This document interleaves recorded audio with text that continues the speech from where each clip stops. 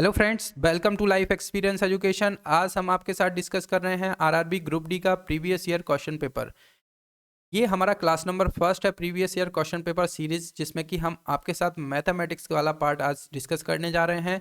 और ये जो क्वेश्चन पेपर है आरआरबी ग्रुप डी 17 सितंबर 2018 का शिफ्ट थर्ड का ये क्वेश्चन पेपर है। मिशन है हमारा रेलवे पार। आप देख सकते हैं जो आरआरबी ग्रुप डी का क्वेश्चन पेपर जो आता है ये इस पैटर्न से आता है। तो आइए स्टार्ट करते हैं क्वेश्चन नंबर फर्स्ट के साथ। एलसीएम पूछा गया है 16, 24, 36 और 52 का। तो ये आप देख सकते हैं 16, 24, तो ये इस पैटर्न में बनेगा 2 टू दी पावर 4 क्रॉस। इसको यदि हम तोड़ेंगे तो ये आ जाएगा 3 टू दी पावर 3 और साथ में आ जाएगा 13। ये इसका पैटर्न आएगा, इस पार्ट में ये टूट जाएगा। तो इसका आप कैलकुलेट करेंगे 16 इंटू 27 इंटू 13, यानी कि ये क्या आ जाएगा 5616। ये कैलकुलेट करने पर आ जाएगा, यानी कि सेकंड इसका हो जाएगा करेक्ट आंसर। नेक्स्ट क्वेश्चन की तरफ चलते हैं। नेक्स्ट क्वेश्चन है 55/11 प्लस 18 ब्रैकेट के अंदर है 18 माइनस 6 इंटू 9। तो ये वैल्यू कैलकुलेट करना है। तो ये आपको वी बोर्ड मोड से आप कैलकुलेट इजीली कर सकते हैं। वी यानी कि वर्निकुलर बार, फिर आता है ब्रैकेट, फिर ऑफ दिया हुआ हो, फिर डिवीजन, मल्टीप्लिकेशन, एडिशन, या फिर आता है लास्ट में सब्ट्रैक्शन। तो ये ब्रैकेट सबसे पहले सॉल्व होगा। तो 11 5 जा 55, ये 5 आ जाएगा। 18 में से 6 जाएगा तो ये 12 आ जाएगा। क्रॉस में मल्टीप्लिकेशन में 9 रहेगा और यहाँ पर प्लस में क्या रहेगा 5 रहेगा। तो ये आ जाएगा 5 + 108 और ये कैलकुलेट हो जाएगा कितना 113। इसका आंसर आ जाएगा। तो थर्ड इसका हो जाएगा करेक्ट आंसर। इजीली आप सॉल्व कर सकते हैं। वी मॉड बॉस लगाना है, आपको ये याद रखना है। नेक्स्ट क्वेश्चन की तरफ चलते हैं। थर्ड हो जाएगा correct answer. LCM of two को prime numbers A and B is, और उसमें बताया गया है A is greater than B, यानी कि दो सह अभाज्य संख्याओं का एलसीएम ए और बी है, ए बी से बड़ा है। तो क्या होगा उसका एलसीएम? तो जो सहभाज्य संख्या होती हैं, को प्राइम नंबर्स होते हैं, वो क्या होते हैं पहले तो आप ये जान ले। तो जो भी को प्राइम नंबर होगा उसका एचसीएफ हमेशा क्या आएगा 1 आएगा। तो आप एक फॉर्मूला आपको पता है, यदि कोई नंबर है फर्स्ट और सेकंड नंबर है उसका आप एलसीएम लेना है। तो ये फॉर्मूला आप याद रखिए, एलसीएम इंटू एचसीएफ, ये फॉर्मूला होता है। इससे एक ना एक क्वेश्चन जरूर बनता है हर एग्जाम में। और सेकंड है, ये नंबर्स हैं फर्स्ट नंबर और सेकंड नंबर, यदि इनका रेशो दिया गया है ए कॉमा बी में, या मान लीजिए आप इनका रेशो दिया गया है पी कॉमा क्यू में, तो ये नंबर्स जो होंगे, रेशो जो है दिया हुआ है किसी भी नंबर का, फर्स्ट और सेकंड नंबर है और पी कॉमा क्यू इनका रेशो है, रेशो गिवन हो यदि, तो पी इंटू क्यू ये आता है एलसीएम अपॉन एचसीएफ। इनसे एक ना एक क्वेश्चन पक्के में बनता है, किसी भी एग्जाम है, और रेलवे का तो काफ़ी फेवरेट टॉपिक है ये सब। तो फर्स्ट नंबर और अब को प्राइम नंबर दिया हुआ है, यानी कि एचसीएफ क्या हो जाएगा 1 हो जाएगा। और कैलकुलेट करना है हमें एलसीएम, तो एलसीएम इक्वल्स टू आ जाएगा, फर्स्ट नंबर दिया है ए और सेकंड नंबर दिया है बी, तो ए बी इसका हो जाएगा एलसीएम। तो थर्ड इसका हो जाएगा correct answer. Question number fourth की तरफ चलते हैं। फिर से क्वेश्चन है LCM and HCF of two numbers are 4284 and 32 respectively if one number is 672 then the second number is. अभी हमने बात किया है वन नंबर दिया हुआ है 672, सेकंड नंबर आपको फाइंड करना है और ये हो जाएगा किसके बराबर, एलसीएम इंटू एचसीएफ के बराबर। तो जो भी गिवन है वो आप पुट कर दीजिए वैल्यू को, और एचसीएफ क्या है 32, इसको आप फाइंड कर लीजिए। सेकंड नंबर को यहाँ से आ जाएगा सेकंड नंबर की वैल्यू। अब इसको आप काट दीजिए, 32 से ही काट दीजिए, 32 जा 64 यानी कि 3 हो जाएगा और ये 1 टाइम चला जाएगा, और इसको आप कैलकुलेट करेंगे तो ये वैल्यू कितनी आ जाएगी 204, इसकी वैल्यू आ जाएगी सेकंड नंबर की। तो फोर्थ हो जाएगा करेक्ट आंसर। नेक्स्ट क्वेश्चन की तरफ बढ़ते हैं। Which of the following will yield a recurring decimal, यानी कि निम्नलिखित में से कौन एक आवर्ती दशमलव प्राप्त करेगा। तो आवर्ती दशमलव क्या होता है, यानी कि दशमलव के बाद कोई भी संख्या बार बार रिपीट हो तो उसको बोलते हैं रिकरिंग डेसिमल, यानी कि बार आ जाता है उसके ऊपर। तो इसको हम कैलकुलेट करें तो 24/30 ये दिया हुआ है, तो ये आ जाएगा 2.4 और ये आ जाएगा कितना 0.8। ऐसे ही इसको कैलकुलेट करें तो ये आ जाएगा 0.4, इसको कैलकुलेट करेंगे तो कितना आ जाएगा 2/10 यानी कि 0.2 आ जाएगा, है ना। 12×2 = 24 और 2/10 इक्वस टू आ जाएगा 0.2। अब इसको कैलकुलेट आप करेंगे 24/19 यानी कि ये आ जाएगा 2.4। अब इसको आप काटिए, 3×3 = 9, 3×8 = 24 यानी कि अब ये 0.2 फिर से 6 आ जाएगा, 0.666, ये इस तरीके से चलता रहेगा। तो ये आ जाएगा रिकरिंग डेसिमल, यानी कि थर्ड इसका हो जाएगा करेक्ट आंसर। क्वेश्चन नंबर 6 है विच of the following doesn't fit into the series, यानी कि निम्नलिखित में से कौन सी श्रृंखला में फिट नहीं है, आपको ये बताना है। तो एक तरीके से ये देखा जाए तो ये क्वेश्चन बन जाएगा हमारा रीजनिंग का। तो इसका आपको होमवर्क के रूप में हम आपको दे देते हैं, और यदि आप नहीं कर पाएंगे तो नेक्स्ट लेक्चर में हम इसको आपको सॉल्व करके बताएंगे। इसका करेक्ट आंसर तो हमने लगा दिया है, सेकंड इसका करेक्ट आंसर है, आपको होमवर्क में इसको करना है। नेक्स्ट क्वेश्चन की तरफ बढ़ते हैं। यदि नहीं हो पाएगा आप लोगों से तो मैं नेक्स्ट लेक्चर में आपके साथ इसका सॉल्यूशन बनाऊंगा, और क्वेश्चन ऑफ द डे के रूप में आप इसको लेके चलिए। नेक्स्ट क्वेश्चन है a natural number when divided by 9, 10, 12 or 15 leaves a remainder of 3 in each case. What is the smallest of all such numbers? यानी कि एक प्राकृतिक संख्या जब 9, 12, 9, 10, 12 या 15 से विभाजित किया जाता है तो प्रत्येक मामले में 3 शेष रहता है। ऐसी सभी संख्याओं में सबसे छोटी क्या है? तो आपको बताना है इनमें सबसे छोटी संख्या जो कि इनसे डिवाइड करने पर शेषफल जो है 3 बचे। अब इसका जो पैटर्न देखें तो हम कोई भी नंबर यदि बनाएंगे तो उसमें रिमाइंडर 3 शेष बच रहा है, यानी कि 3 को आप ऐड कर दीजिए, और कि जो भी संख्या रहेगी वो k के मल्टीपल में रहेगी। अब ये k को कैलकुलेट हम कैसे करेंगे? 9, 10, 12 और 15 से विभाजित है, तो इसका एलसीएम आप फाइंड कर लीजिए। तो इसका जो एलसीएम आएगा तो ये आ जाएगा 3⁻²। इसका एलसीएम जो आएगा 3⁻², 2⁻2 और 5, ये इसका एलसीएम आ जाएगा, यानी कि 180 इसका एलसीएम आ जाएगा। अब इसमें आप पुट कर दीजिए k की वैल्यू। k की वैल्यू 1 रखेंगे, हम 1 रखते हैं, तो ये आ जाएगा 180 + 3, यानी कि जो न्यूनतम सबसे छोटी संख्या होगी वो क्या होगी? 183। आप इनसे डिवाइड करके भी देख सकते हैं, जिसमें कि शेषफल प्रत्येक में आपको 3 शेष बचेगा। तो सेकंड इसका हो जाएगा करेक्ट आंसर। नेक्स्ट क्वेश्चन है क्वेश्चन नंबर 8 की तरफ चलते हैं। when 7⁻21 + 7⁻22 इस तरीके से चल रहा है 24 तक is divided by 25, the remainder is, इसमें भी आपको रिमाइंडर बताना है, शेष क्या बचेगा वो बताना है। ये भी एक तौर से देखा जाए तो रीजनिंग का क्वेश्चन है, तो इसको हम सॉल्व कर सकते हैं। 7⁻21 को आप कॉमन ले लीजिए, तो यहाँ पर बचेगा 1 + 7 + 7 7 = 49 + 7⁻3 यानी कि 343, ये यहाँ पर बचेगा, और इसको हम 25 से डिवाइड कर रहे हैं। अब इसको ऐड करेंगे तो ये आ जाएगा 400 × 7⁻21 और 25, यानी कि ये 8 टाइम्स इसका डिवीज़न चला जाएगा, है ना, सॉरी 12 टाइम्स इसका डिवीज़न चला जाएगा। तो ये आ जाएगा, तो रिमाइंडर क्या बच जाएगा आपके पास? 0 रिमाइंडर बच जाएगा, यानी कि फर्स्ट इसका हो जाएगा करेक्ट आंसर। क्वेश्चन नंबर 9 की तरफ चलते हैं। I gain 19% if I sell an article for ₹595. What would be my gain or loss percent if I sell it for ₹475? Easy question है। देखिए आप, यदि मैं 595 रुपये में एक वस्तु बेचता हूँ तो मैं 19% प्राप्त करता हूँ। अगर मैं इसे 475 रुपये में बेचता हूँ तो मेरी लाभ या हानि प्रतिशत क्या होगी, ये आपको बताना है।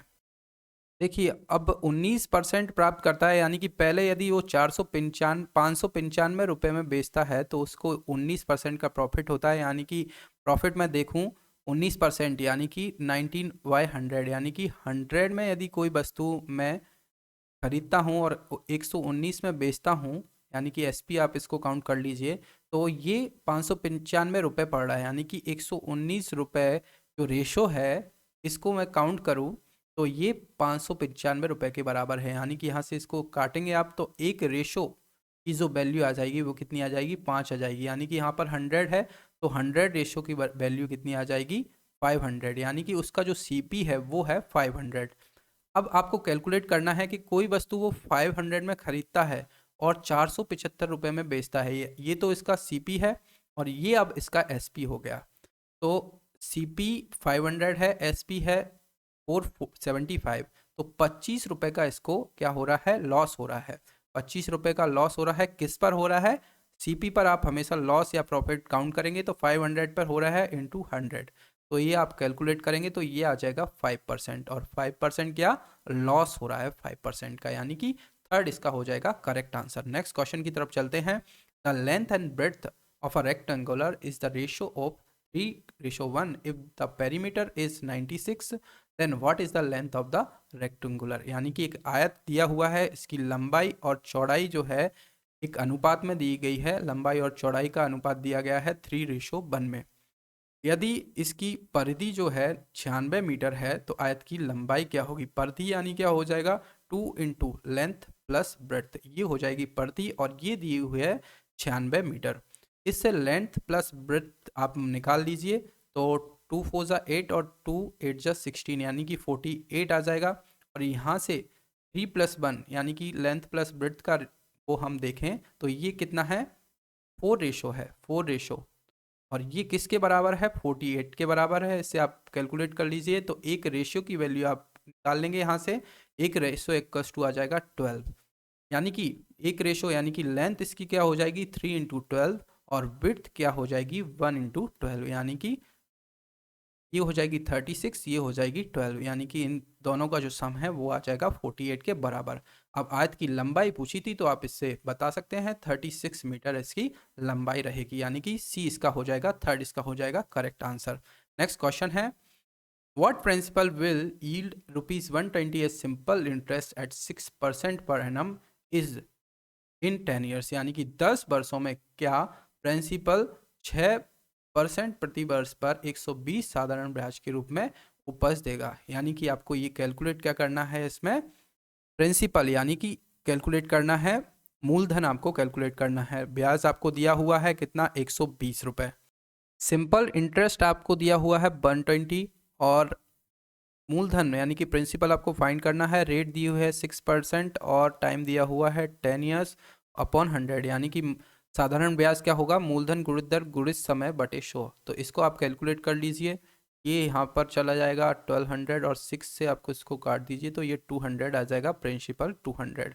तो सी इसका हो जाएगा करेक्ट आंसर, सी हो जाएगा करेक्ट आंसर। ये रॉन्ग है, इसका आंसर थर्ड है इसका आंसर, आप इसको सही कर लीजिएगा, ये हो जाएगा करेक्ट। नेक्स्ट क्वेश्चन है, every month Kritika spend 30% of her income on house rent and 60% of the rest on household expenditure.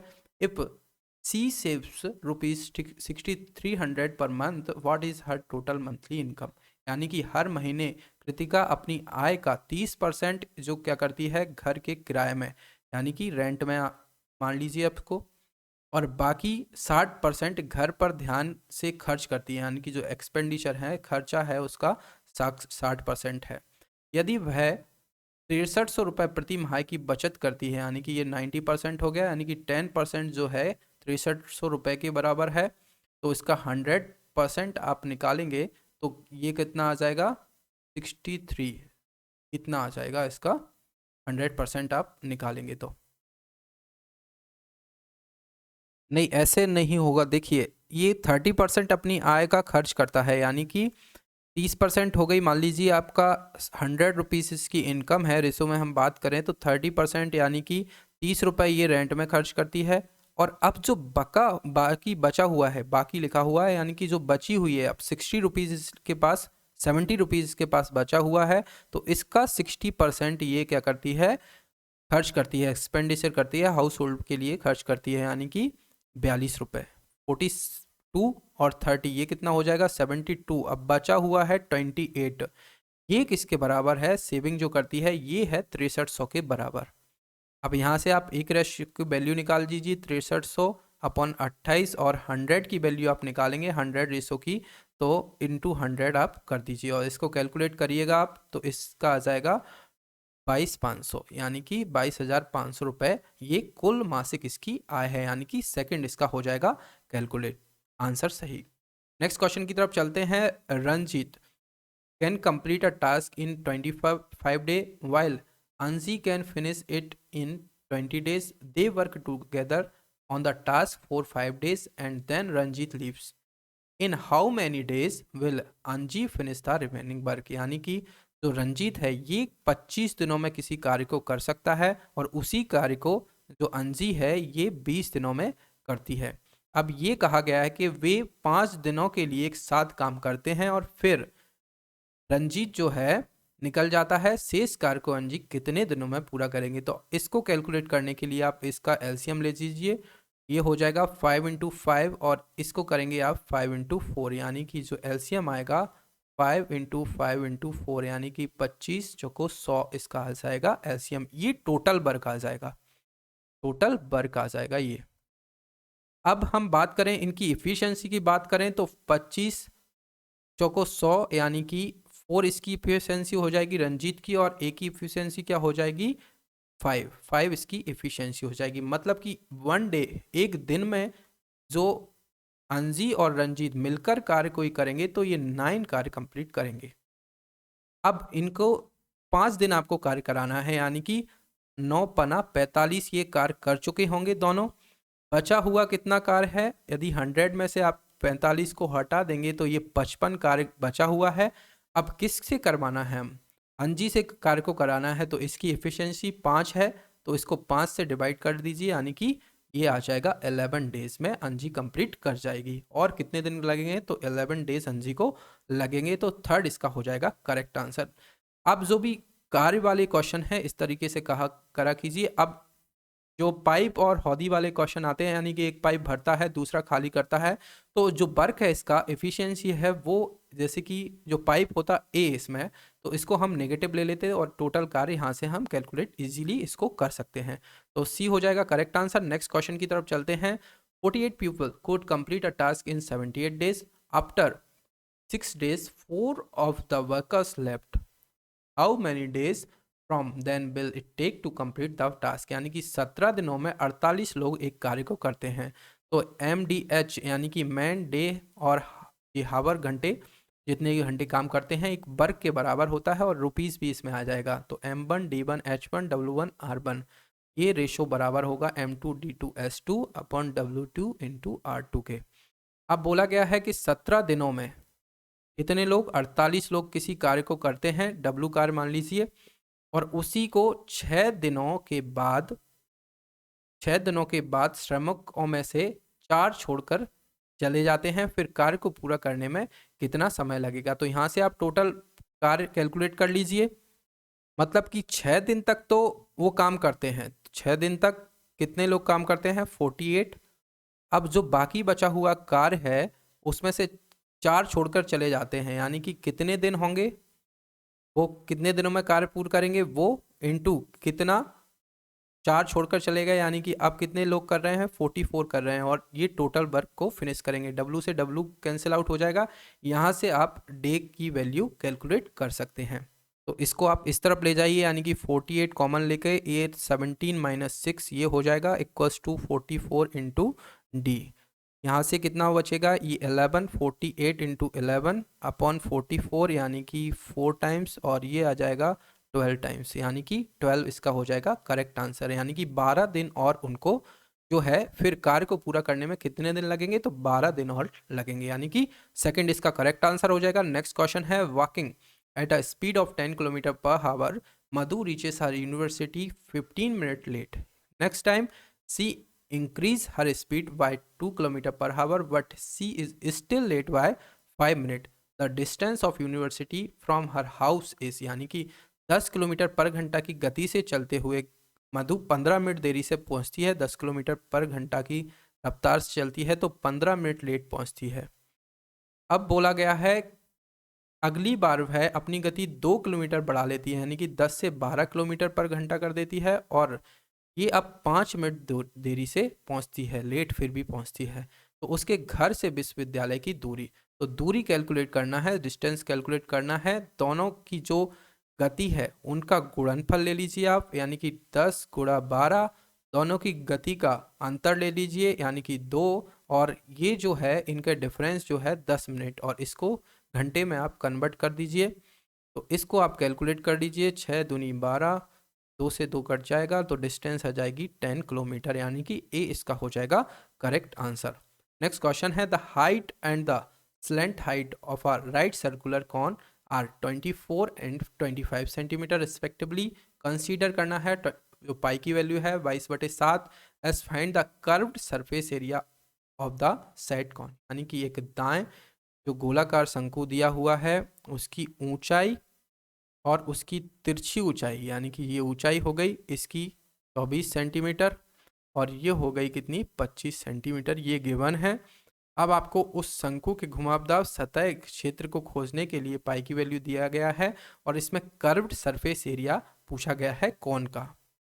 अब यहाँ से आप देख सकते हैं जो 24 सेंटीमीटर ये दिया हुआ है और ये रेडियस आप यहाँ से निकाल सकते हैं, ये 90 डिग्री बनेगा तो ये राइट एंगल ट्रायंगल बन जाएगा। ये 7, 24 और 25, ये जो ट्रायड बन जाएगा 7, 24, 25 का। अब जो कर्व्ड सरफेस एरिया पूछा गया है शंकु का, तो ये क्या होता है पाई आर इंटू एल। तो पाई है 22/7, आर हमने निकाला है 7 और एल कितना दिया हुआ है इसका, ये एल हो जाएगा और ये होता है एच। तो एच दिया एल हुआ है 25, तो 7 से 7 कट जाएगा, 25 दूनी 50, 25 दूनी 50 और 55 550 इसका करेक्ट आंसर आ जाएगा centimetre square curve surface area, ये होता है पाई आर एल। वहीं ये पूछा गया होता है टोटल सरफेस एरिया क्या होता है शंकु का, तो ये होता है pi R into L plus R, और इसका वॉल्यूम पूछा हो जा तो 1/3 पाई आर स्क्वायर एच। ये आपको याद रखना है, इनसे भी क्वेश्चन बनते हैं। तो बी हो जाएगा, सेकंड हो जाएगा करेक्ट आंसर। नेक्स्ट क्वेश्चन है a water tank is filled in 5 hours by 3 pipes x y z। The pipe z is the thrice as fast as y and y is twice as fast as x. How much time will pipe x alone takes to fill the water tank? यानी कि एक पानी की टंकी है जो कि 3 pipe x plus y plus z तीनों साथ मिलकर भरते हैं तो ये 5 घंटे लेता है। अब बोला गया है पाइप z जो है y से 3 गुना है और जो पाइप y है वो x से 2 गुना है। अब ये तीनों मिलकर कितने, अकेले जो x है वो पानी की टंकी को भरने में कितना समय लगेगा, तो अकेले x का कैलकुलेट करना है तो x plus y equals to है 2x plus z equals to है 3y और इसकी वैल्यू हम पुट कर देंगे y की 2x, यानी कि ये जो आ जाएगा x plus 2x plus 6x यानी कि 9x, ये है 5 आवर्स में।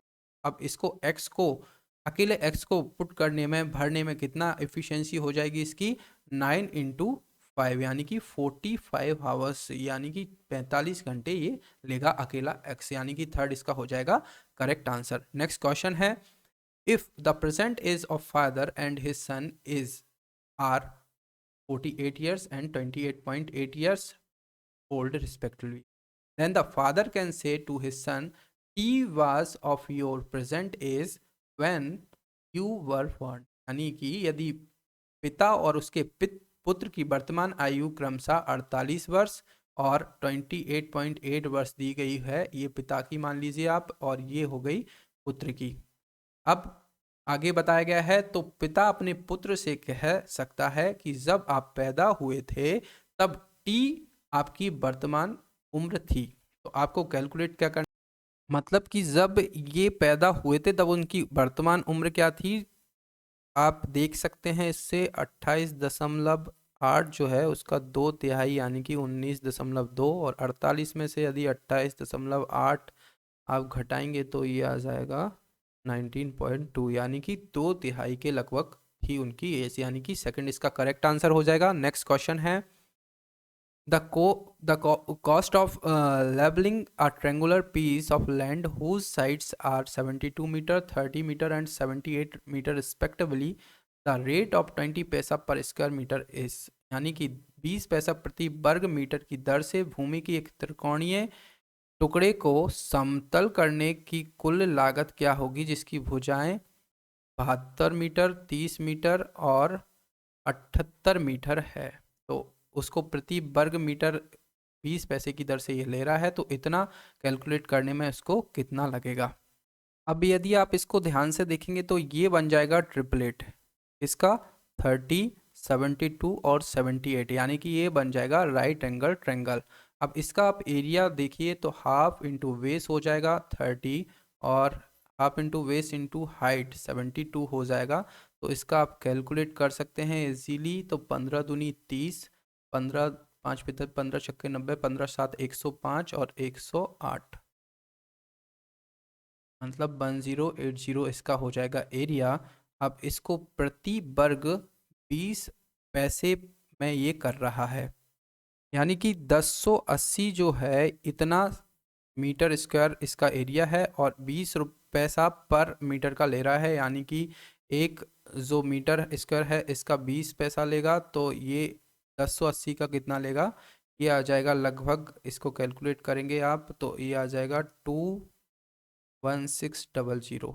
इसको रुपए में आप कन्वर्ट करेंगे तो ये आ जाएगा 216 रुपए, यानी कि फर्स्ट इसका हो जाएगा करेक्ट आंसर। नेक्स्ट क्वेश्चन है a parallelogram PORS, the length of whose sides are 8 centimeter and 1 centimeter has one diagonal 10 centimeter long, the length of the other diagonal is approximately। एक समांतर चतुर्भुज है, इसमें दिया हुआ है समांतर चतुर्भुज है जिसकी भुजाएं 8 सेंटीमीटर और 1 सेंटीमीटर हैं और एक विकर्ण जो है 10 मीटर है, 10 सेंटीमीटर है।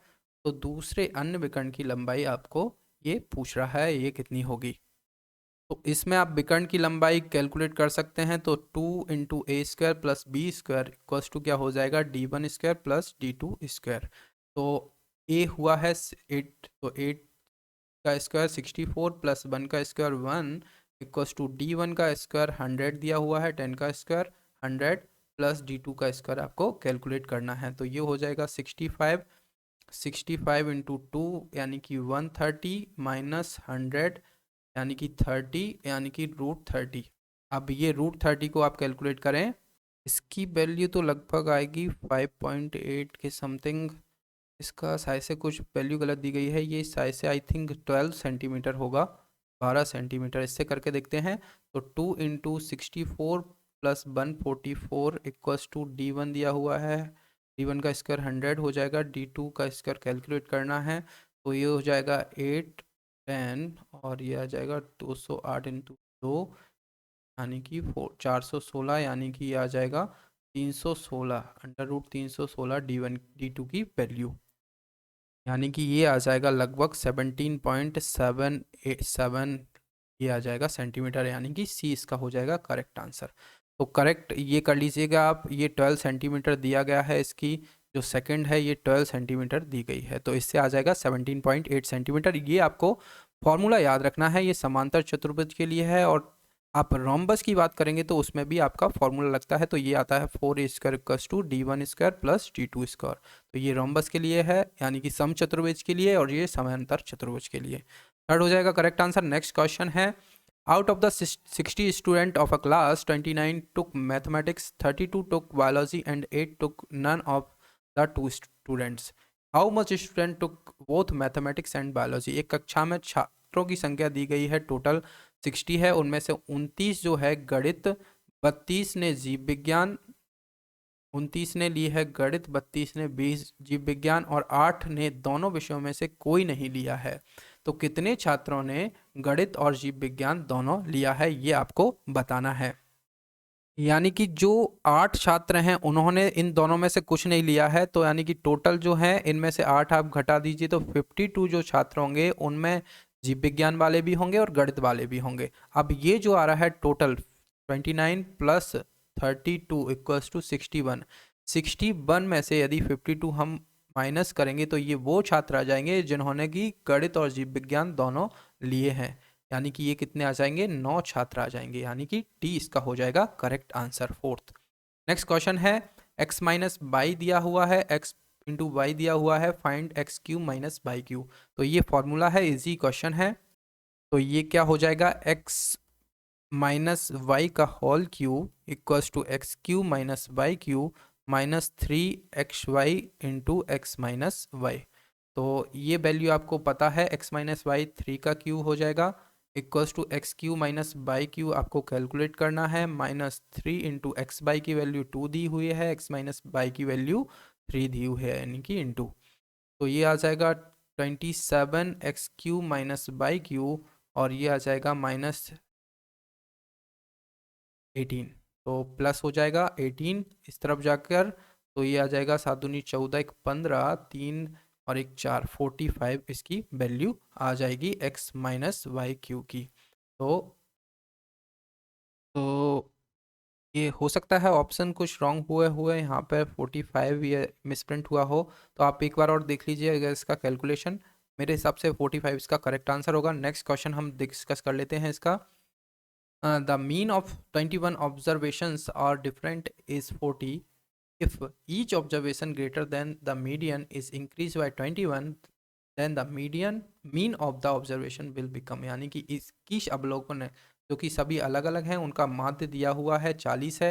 यदि प्रत्येक जो अवलोकन है उसकी माध्यिका से 21 जोड़ दिया जाए तो अवलोकन का माध्य क्या होगा। तो ये 21 बढ़ जाएगा यानी कि 40 से क्या हो जाएगा, इसको कैलकुलेट करेंगे हम। यदि अब इसमें बोला गया है यदि प्रत्येक अवलोकन जो है माध्यिका से 21 बढ़ जाए, यानी कि माध्यिका जो होगी इसकी मीडियन जो होगा, ये कैसे निकालते हैं, कैसे फाइंड करते हैं। कोई भी ऑर्डर दिया हुआ है उसको हम बढ़ते या घटते क्रम में जमा लेते हैं और उसका जो मिडिल पर यदि विषम संख्या है तो वो क्या होगा n प्लस 1/2, यानी कि इसमें यदि 21 नंबर ऑफ ऑब्जर्वेशन है उसमें 1 प्लस करके बाई 2, यानी कि जो 11वां पद होगा वो इसका होगा मीडियन। तो 11वां पद मीडियन होगा, पर ये बोल रहा है कि प्रत्येक अवलोकन जो है माध्यिका से 21 बढ़ जाए तो अवलोकनों का माध्य क्या होगा। तो इसको हम एक बार देख लेंगे, क्वेश्चन मेरे को रॉन्ग लग रहा है। नेक्स्ट क्वेश्चन हम डिस्कस कर लेते हैं। इफ a minus V equals to 7 दिया हुआ है तो a स्क्वायर प्लस 1/a² इसमें वैल्यू पूछी गई है। तो ये सिंपल क्वेश्चन है, इस टाइप के क्वेश्चन पूछे जाते हैं। तो यदि आपको a x minus 1/x equals to given है p कोई वैल्यू और उसमें x square plus 1/x square पूछा गया है तो ये क्या होगी p²/2, यानी कि यहाँ पर 7 है तो 7 का स्क्वायर 49 प्लस 2 यानी कि 51 इसका करेक्ट आंसर हो जाएगा, यानी कि फर्स्ट इसका हो जाएगा करेक्ट आंसर। नेक्स्ट क्वेश्चन है ए बी सी 3 पॉइंट दिए गए हैं। अब इसको हम यदि जमाएंगे तो ए बी सी इस टाइप से 0,-1 0,3 और ये हो जाएगा 2,1। अब 3 पॉइंट्स इससे एक ट्रायंगल बनता है, इसका एरिया दिया गया है तो इसका आप एरिया फाइंड कर सकते हैं। कैसे करेंगे, तो ट्रायंगल का एरिया जो हो जाएगा 1/2, ये वैल्यू जो दी गई है x1/2 minus y3 plus x2, ये ब्रैकेट में आ जाएगा y3 minus y1 plus x3, ये आ जाएगा y1 माइनस, तो ये आ जाएगा इसका एरिया। तो इसे आप फाइंड कर लीजिएगा इसका एरिया कितना कैलकुलेट होगा। तो डेल्टा 1 इसकी वैल्यू आ जाएगी -4, डेल्टा 1 की वैल्यू। अब ये बोला गया है एरिया ऑफ अ ट्रायंगल इसके मिड पॉइंट को फॉर्म करता है, यानी कि ये मिड पॉइंट आप कैलकुलेट कर सकते हैं x1 प्लस x2/2। तो ये किस तरीके से आ जाएगा 0,1, ये आ जाएगा 1,0 और ये आ जाएगा थर्ड क्या आ जाएगा 1/1,2। तो ये ट्रायंगल जो फॉर्म हो रहा है तो इसका जो एरिया है ये डेल्टा 2 है। तो इसमें भी ये वाला फॉर्मूला आप करिएगा तो डेल्टा 2 की वैल्यू आ जाएगी -1। तो डेल्टा 1/डेल्टा 2 जो दिया गया है -4/-2 जो कि दिया गया है 1/x। तो x की वैल्यू फाइंड करना है तो ये आ जाएगा x की वैल्यू कितना आ जाएगा 1/2, x की वैल्यू आ जाएगा 1/2। ये 1 दिया गया है तो 1/4 इसकी x की वैल्यू आ जाएगी, यानी कि थर्ड इसका हो जाएगा करेक्ट आंसर। तो ये था आज का लास्ट क्वेश्चन। लेक्चर आपको पसंद आए तो लेक्चर को लाइक एंड शेयर आप ज़रूर कीजिए और लाइफ एक्सपीरियंस एजुकेशन के साथ जुड़ने के लिए आप चैनल को सब्सक्राइब भी कीजिए। साथ ही में हमारे सोशल मीडिया हैंडल्स है, इंस्टाग्राम फेसबुक पेज है, टेलीग्राम चैनल है लाइफ एक्सपीरियंस एजुकेशन नाम से, तो आप यहाँ पर भी हमको फॉलो कर सकते हैं। Thank you.